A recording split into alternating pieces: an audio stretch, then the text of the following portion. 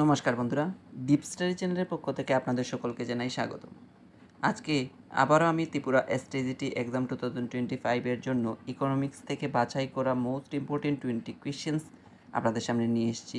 আশা করছি এই ভিডিওটা আপনাদের এক্সাম প্রিপারেশনের জন্য অনেকটা হেল্পফুল হবে।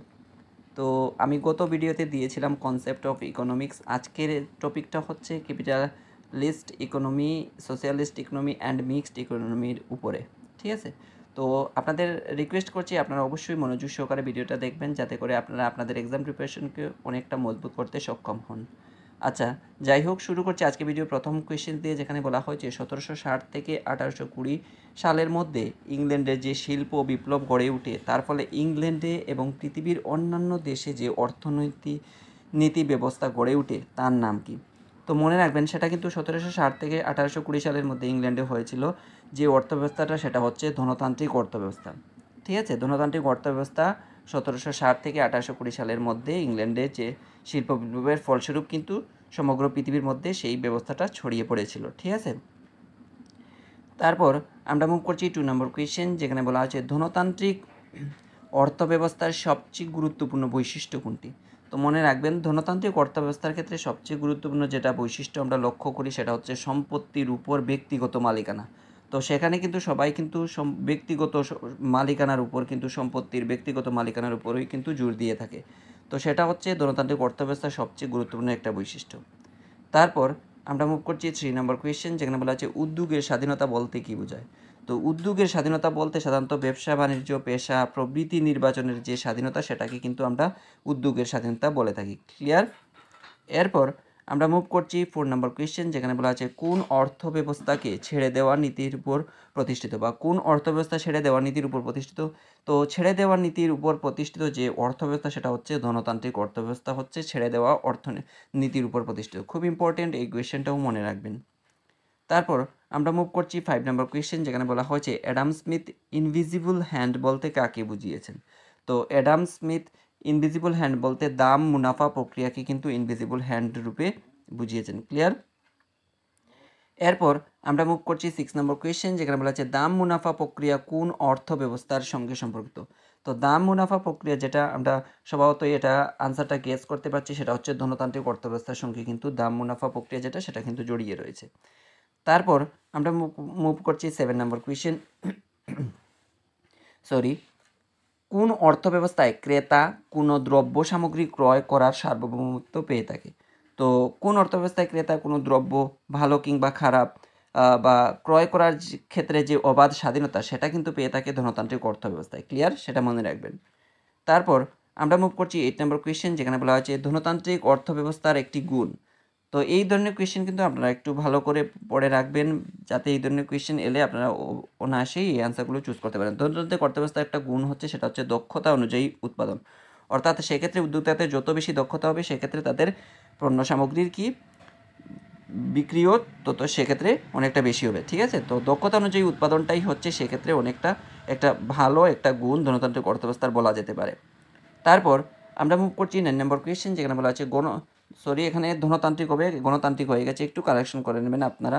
ধনতান্ত্রিক অর্থ ব্যবস্থার একটি এখানে হবে অর্থস্থার হয়ে গেছে, এটা হবে অর্থ ব্যবস্থার একটি দোষ হলো। তো ধনতান্ত্রিক অর্থব্যবস্থার একটি দোষ যেটা হচ্ছে সেটা হচ্ছে পুঁজিপতি শ্রেণীর উদ্ভব।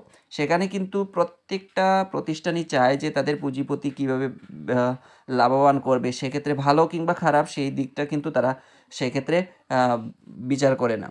সেক্ষেত্রে যদি মদ উৎপাদন যদি কোনো ক্ষেত্রে কোনো প্রতিষ্ঠানের ক্ষেত্রে লাভজনক হয় সেটা তারা উৎপাদন করবে, যদি দুধ উৎপাদন সেটা যদি ক্ষতির দিকে পর্যবেসিত হয় সেটা কিন্তু তারা ছেড়ে দেবে, সেক্ষেত্রে মদই বেশি পরিমাণে উৎপাদন করবে। তো সেক্ষেত্রে একটা জিনিস আমরা লক্ষ্য করতে পারি, ধনতান্ত্রিক অর্থব্যবস্থার ক্ষেত্রে সেখানে কিন্তু পুঁজিপতি শ্রেণীর উদ্ভবটাই সবচেয়ে বেশি লক্ষ্য করতে পাওয়া যায়, সেটা কিন্তু একটা দোষ আমরা ধনতান্ত্রিক অর্থব্যবস্থার ক্ষেত্রে বলতে পারি। এবার 10 নম্বর কোয়েশ্চেন, যেখানে বলা আছে কোন অর্থব্যবস্থার বিরুদ্ধে প্রতিবাদ হিসেবে সমাজতন্ত্রের জন্ম হয়? তো কোন অর্থব্যবস্থার বিরুদ্ধে হচ্ছে সেটা মনে রাখবেন, ধনতান্ত্রিক অর্থব্যবস্থার বিরুদ্ধে প্রতিবাদ হিসাবে কিন্তু জন্ম হয়েছিল আমরার কি সমাজতান্ত্রিক অর্থব্যবস্থা। ঠিক আছে, তো মনে রাখবেন আনসার হবে ধনতান্ত্রিক অর্থব্যবস্থার এই কোয়েশ্চেনের এগেনস্টে। তারপর আমরা মুভ করছি 11 নম্বর কোয়েশ্চেন, যেখানে বলা হচ্ছে কার মতে ধনতান্ত্রিক অর্থব্যবস্থার ভাঙ্গনের পর সমাজতান্ত্রিক অর্থব্যবস্থার উদ্ভব ঘটে। তো এটা কার মত ছিল, সেটা হচ্ছে কার্ল মার্কসের মতে। তিনি বলেছিলেন যে ধনতান্ত্রিক অর্থব্যবস্থাকে ভেঙে দিয়ে তারপর সমাজতান্ত্রিক অর্থব্যবস্থার উদ্ভব ঘটেছিল। অর্থাৎ সমাজের চারিত্রিক যে বৈশিষ্ট্য বা চারিত্রিক যে দিকগুলি রয়েছে সেগুলোকে প্রায়োরিটি দিয়েই কিন্তু সৃষ্টি হয়েছিল আমাদের কি সমাজতান্ত্রিক অর্থব্যবস্থা। তো সেটা বলেছিলেন কার্ল মার্কস। ক্লিয়ার? এবার আমরা মুভ করছি 12 নম্বর কোয়েশ্চেন, যেখানে বলা হচ্ছে সমাজতান্ত্রিক অর্থব্যবস্থার মূল বৈশিষ্ট্য কী।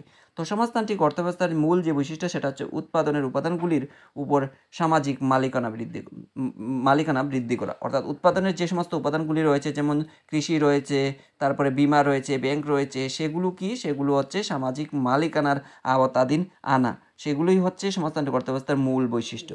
তারপর 13 নম্বর কোয়েশ্চেন, যেখানে বলা হচ্ছে সমাজতান্ত্রিক অর্থব্যবস্থায় কোনো দ্রব্য কী পরিমাণে কিভাবে উৎপাদিত হবে এবং কাদের মধ্যে তা বণ্টিত হবে, এসব কিছুই কার দ্বারা নির্ধারিত হয়। তো মনে রাখবেন সমাজতান্ত্রিক অর্থব্যবস্থায় কোনো দ্রব্য কী পরিমাণে উৎপাদিত হবে, কীভাবে উৎপাদন হবে এবং কীভাবে তা জনসাধারণের কাছে বণ্টিত হবে, সেটা কিন্তু নির্দিষ্ট করে দেয় আমাদের রাষ্ট্র। ক্লিয়ার? তো রাষ্ট্রের দ্বারা সেগুলো হয়ে যাবে কারেক্ট আনসার। তারপর আমরা মুভ করছি 14 নম্বর কোয়েশ্চেন, যেখানে বলা হয়েছে কোন অর্থব্যবস্থাকে অনিয়ন্ত্রিত অর্থব্যবস্থা বলা হয়। তো অনিয়ন্ত্রিত অর্থব্যবস্থা বলতে আমরা সাধারণত ধনতান্ত্রিক অর্থব্যবস্থাকে বুঝে থাকি, সেখানে আনকন্ট্রোলেবল কি হয়ে থাকে এই ধরনের অর্থব্যবস্থাটা। ঠিক আছে? তো সেটা হবে ধনতান্ত্রিক অর্থব্যবস্থা। ক্লিয়ার? এবার আমরা মুভ করছি 15 নম্বর কোয়েশ্চেন, যেখানে বলা হচ্ছে নিয়ন্ত্রিত ও পরিকল্পনা পরিচালিত অর্থব্যবস্থা বলা হয় কোন অর্থব্যবস্থাকে। সেটার আনসার আপনারা অবশ্যই গেস করতে পারছেন কী হবে। তো আমি আবার বলে দিচ্ছি, নিয়ন্ত্রিত পরিকল্পিত পরিচালনার মাধ্যমে যে অর্থব্যবস্থা পরিচালিত হয় সেটা হচ্ছে সমাজতান্ত্রিক অর্থব্যবস্থা। ক্লিয়ার? মনে রাখবেন সেটা। তারপর আমরা মুভ করছি 16 নম্বর কোয়েশ্চেন, যেখানে বলা হচ্ছে সমাজতান্ত্রিক অর্থব্যবস্থার একটি গুরুত্বপূর্ণ বৈশিষ্ট্য কী। তো সমাজতান্ত্রিক অর্থব্যবস্থার একটা গুরুত্বপূর্ণ বৈশিষ্ট্য সেটা হচ্ছে অর্থনৈতিক সাম্য প্রতিষ্ঠা করা। অর্থাৎ আমরা যদি বলে থাকি যে প্রত্যেকটি ক্ষেত্রের মধ্যে কি একটা সম্যতা বা ইকুয়ালিটি মেনটেন করাই হচ্ছে সমাজতান্ত্রিক অর্থব্যবস্থার একটি গুরুত্বপূর্ণ বৈশিষ্ট্য। তারপর আমরা মুভ করছি 17 নম্বর কোয়েশ্চেন, যেখানে বলা হয়েছে কার মতে গণতান্ত্রিক অর্থব্যবস্থার মধ্যেই নিহিত বিরোধগুলির ফলে সমাজতন্ত্রের জন্ম হয়। তো সেটা কিন্তু বলেছিলেন কার্ল মার্কসের মতে এই কোয়েশ্চেনের এগেনস্টে কারেক্ট অ্যান্সার। তারপর 18 নম্বর কোয়েশ্চেন, যেখানে বলা হচ্ছে কোন অর্থব্যবস্থাকে শ্রেণীহীন সমাজ ব্যবস্থা বলা হয়। এই কোয়েশ্চেনটা মোস্ট ইম্পর্টেন্ট একটা কোয়েশ্চেন, মনে রাখবেন। শ্রেণীহীন সমাজ ব্যবস্থা বলা হয় সমাজতান্ত্রিক অর্থ ব্যবস্থাকে। ক্লিয়ার? তারপর আমরা মুভ করছি 19 নম্বর কোয়েশ্চেন, যেখানে বলা হচ্ছে সমাজতান্ত্রিক অর্থব্যবস্থার একটি গুণ হলো। তো সমাজতান্ত্রিক অর্থব্যবস্থার একটা গুণ সেটা হচ্ছে আয় ও সম্পদের সমবন্টন। আয় ও সম্পদের সমবন্টন, এটা হচ্ছে সমাজতান্ত্রিক অর্থব্যবস্থার একটি ভালো গুণ। তারপর আমরা মুভ করছি আজকে ভিডিওর শেষ প্রশ্ন, অর্থাৎ 20 নম্বর প্রশ্ন, যেখানে বলা হচ্ছে সমাজতান্ত্রিক অর্থব্যবস্থার একটি দোষ কী। সমাজতান্ত্রিক অর্থব্যবস্থার একটি দোষ হচ্ছে অদক্ষ উৎপাদন। ঠিক আছে? অদক্ষ উৎপাদন হচ্ছে সমাজতান্ত্রিক অর্থব্যবস্থার একটি দোষ। ঠিক আছে? তো এই ছিল ইকোনমিক্স থেকে বাছাই করা মোস্ট ইম্পর্টেন্ট 20 কোয়েশ্চেন্স। আশা করছি এই 20 কোয়েশ্চেন্স আপনাদের এক্সাম প্রিপারেশনকে কিছুটা হলেও মজবুত করতে সক্ষম হয়েছে। আর যদি এই ধরনের ভিডিও আপনারা ডিপ স্টাডি চ্যানেলের পক্ষ থেকে আরও পেতে চান, অবশ্যই ডিপ স্টাডি চ্যানেলের সঙ্গে জুড়ে থাকার চেষ্টা করবেন। ধন্যবাদ সবাইকে। আপনারা সবাই ভালো থাকুন, সুস্থ থাকুন আর সুস্থভাবে আপনাদের এক্সাম প্রিপারেশনকেও চালিয়ে নিয়ে যান, এই কামনাই করছি। দেখা হবে পরবর্তী আরও একটি নতুন ভিডিওর সঙ্গে।